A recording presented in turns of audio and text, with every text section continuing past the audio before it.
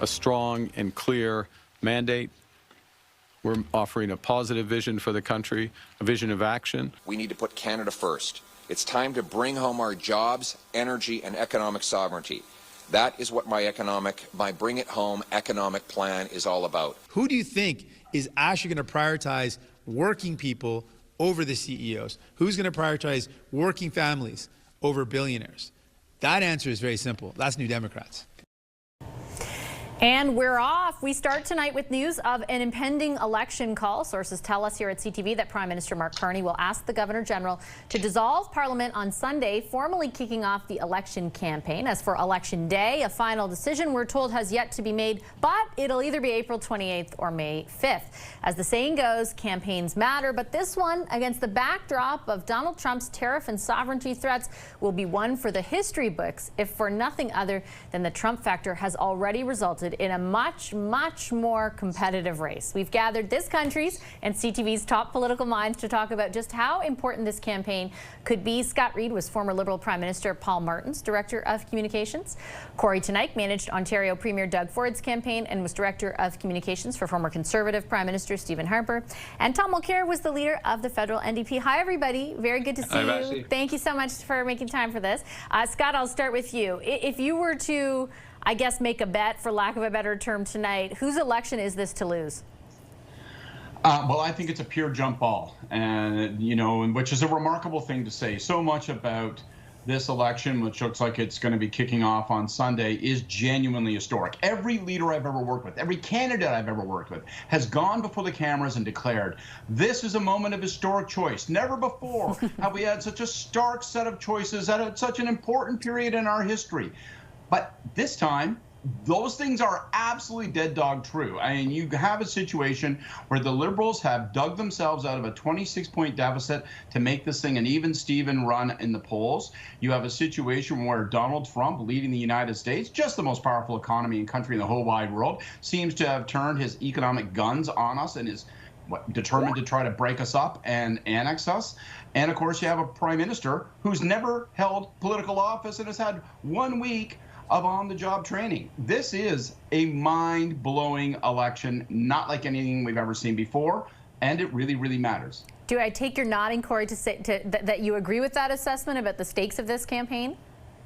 Well, the stakes, I agree, are huge. And I also agree that it's a bit of a jump ball, which, makes me almost want to fall off my chair when you think of all the conversations that we've had over the last couple of years where, normal is being double-digit leads for the Conservatives and sometimes starting with a number 2, not a number 1.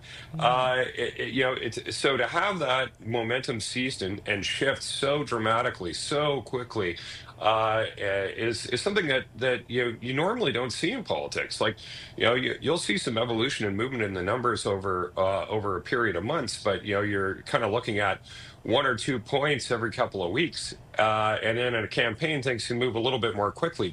But to see basically a 25-point shift in the numbers in this shorter period of time is almost unheard of. And I'm saddened to say none of it is good news for the Conservatives.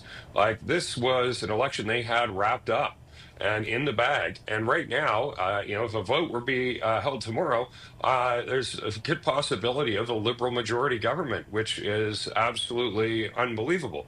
All of that said, clearly lots of instability in the numbers out there, a lot of dynamism in terms of how Canadians are feeling about things. And the Conservatives are going to need to have the campaign of their life if they want to rescue themselves from this unbelievable circumstance that we're now in. I remember almost a decade ago, Tom, covering the 2015 campaign, of course, which you led the NDP through. The beginning of the campaign, it was a long one. Daycare was a huge issue, was the number 1 issue. By the end of the campaign, it was snitch lines. There was a huge variance, all that to say, in the things that people cared about ultimately that helped determine their vote. Does this one feel like it will be different insofar as it will be all Trump all the time? I think that's it. That is the ballot question. Donald Trump's image is over this whole election. Which of the 2 main contenders, Pierre Poilievre of the Conservatives, Mark Carney, our new Prime Minister with the Liberals, which of them is the best able to deal with Trump?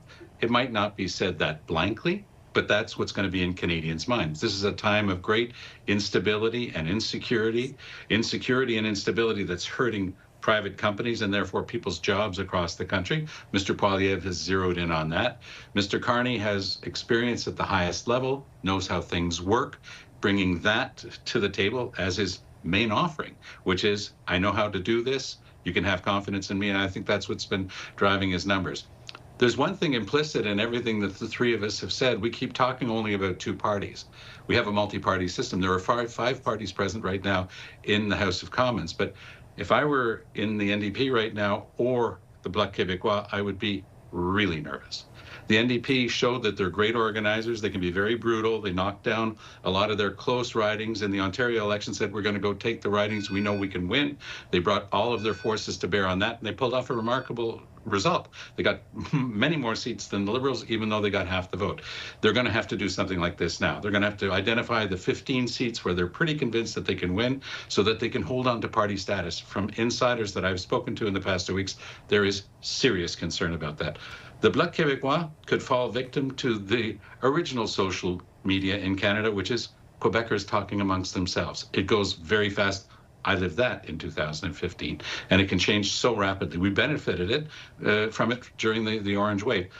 If it comes to pass that it does appear that the Liberals under Carney have a chance of forming a strong majority government, there will be a stampede towards Liberal candidates because people don't want to be left out of power.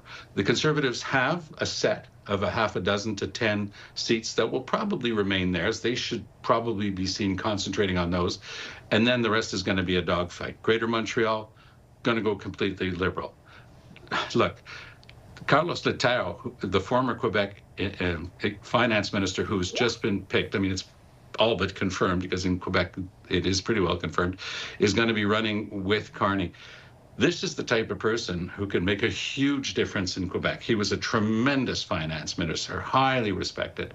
And so we're just going to watch this campaign roll out, and I couldn't agree more with my two colleagues. This is going to be an election like no other. I wanted to just sort of jump off Tom's original point around the NDP and ask both you, Scott, and you, Corey, about what you view as the biggest challenge for your own party heading into the campaign now that we have sort of official parameters around it. Scott, for the Liberals, biggest challenge ahead, biggest vulnerability? Well, I think it's the end of what has brought them here. The fear is that the momentum stalls. And, you know, frankly, it's fear of mistakes. You have in Mark Carney a living shamrock. This is a guy, it's unbelievable how lucky he is. He walks in out of politics his whole life, takes in the top job at a moment where people say, you know, let's see, what's his resume? Central bank governor, technocrat, not exactly blessed with a ton of dance moves, but you know what? That's what I happen to be looking for in a prime minister at a moment when Donald Trump is looking to blow up our economy and take over our country. So unbelievably blessed by being the right man in the right time, but he still is untested. So they've got to avoid mistakes. They have to avoid the impression of arrogance and that they're taking this for granted. And in a certain way, they have to absolutely act like they have got no chance of winning. Because if they allow that psychology to take hold with themselves or with the electorate, they could get punished. Corey, your thoughts on the biggest challenge for the Conservatives in this campaign? Well, I don't know whether it's prophetic, but I've got a fire alarm going off right now. I'm sorry. So I'm not sure if Don't you're actually going to be us. able to hear me. Yeah. But yeah, it is a 5-alarm fire going on for the Conservatives right now. They are on, I think, the ballot question that they wanted a year ago, and the ballot question is, I think, as Tom and others have described, all about Trump, and they need to get on that ballot question, or they're gonna be hearing the alarm I am. If you need to go, you go right ahead. We don't want you to risk your life, although I love the panel. Don't risk your life. I'll just quickly throw the last word to Tom. Jagmeet Singh's biggest challenge. His biggest challenge is maintaining party status. It's going to be such a divided vote, and if it comes to pass, for example, Gregor Robertson is a candidate in Vancouver, that's just going to draw so many votes over to the Libs. They're good organizers. They're experienced. They've been through this before. They know what it is to hold on to party status, and they're going to have to put all of their efforts concentrated on that because they're not going to get a lot of airtime. And it's nothing against the NDP, but it is turning into a two-horse race, the likes of which we've never seen in the past 50 years. I'll leave it on that note. Scott Reed, Corey Teneycke, and Tom Mulcair, thanks so much to all of you. I appreciate it. All the best.